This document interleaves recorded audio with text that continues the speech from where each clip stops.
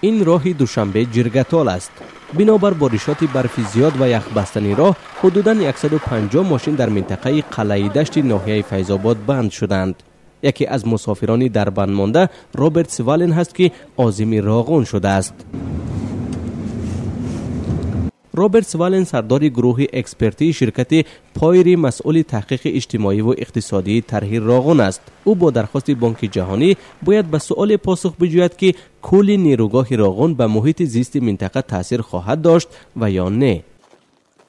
دریافت پاسخ به این سؤال رابرت سوالن را به دهه 30 چراغ آورد که در مرز کولی بزرگ راغون جایگیر است و اهالی آن بهار امسال باید به جای دیگر کوچانده شوند. چند پیش همکاران او ضمن یک سفر به سیچراغ با مردم آن صحبت داشتند.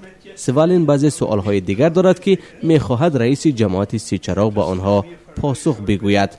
مردم جو زمینوش علاقه ایست خونوش سوختن اموی نمی مرد اپریل دمی کوچان میروند پول موشونا گرفتن جای خوب رفتگن ریگر تویچی 8 زمین شد دادگن با قرار حکومت جمهوری توشتون خطی تحت رقم 47 با ویا میتونن که خوجگی دیخونی با تو 50 گکتار دیگه زمین بگیرن خوجگی دیخونی کنن.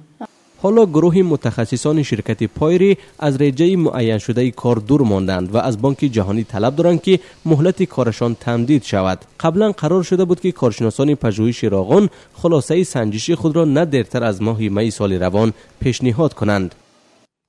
برنامه ابتدایی ما این بود که پژوهش راغون را در 1 سال به انجام رسانیم، اما کار کمتر طول می‌کشد. من نمی‌توانم دقیق بگویم که چقدر دوام می‌کند. برای اینکه این به مذاکرات بانک جهانی با مقامات تاجیکستان ربط می‌گیرد که هفته آینده برگزار خواهد شد. بعد ما درباره ریجه نو معلومات بیشتر خواهیم داشت. این آموزش عمیق است و وقت می‌خواهد.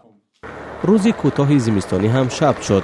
کاری امروزه رابرت سوالن به انجام رسید و او به پایتخت چراغان برمیگردد. اما نتیجه کار گروه او را عائله‌های زیادی تاجیک در تاریکی و بی‌برقی با امید انتظارند.